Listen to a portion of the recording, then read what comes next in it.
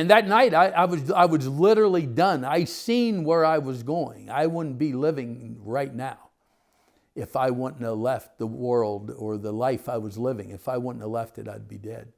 So we moved back here. My wife's going to church, and for 2 years, all I heard for 2 years, every Saturday, Sunday morning, honey, will you go to church? Honey, will you go to church? And I always make a joke about it because I always say, I put my foot down and I stopped it and I said, okay, I will, because she was nagging me, you know. And if you got a nagging wife or girlfriend, you can shut them up. Do what they want, you know. But that morning when I was getting ready for church, they showed a little bit in the Hollywood movie Machine Gun Preacher. They showed a little bit of what I went through that morning. But I knew this is my day.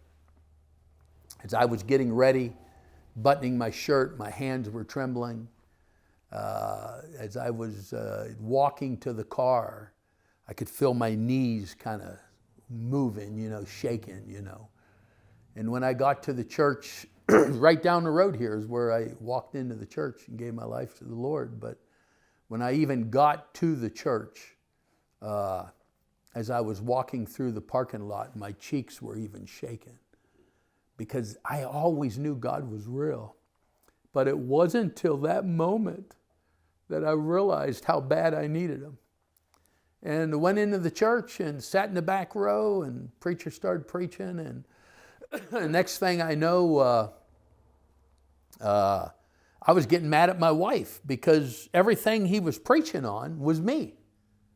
And I literally, in my mind, I'm thinking, what'd she do? Call him up and tell him everything about me or what, you know?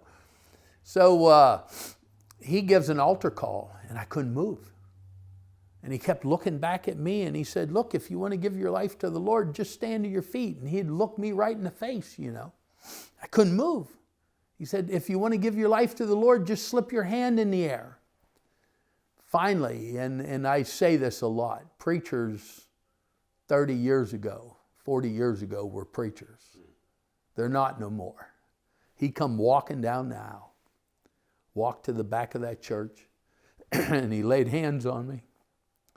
And he said, man, the power of God's all over you, and you're just sitting here. And I started weeping, crying, gave my life to the Lord.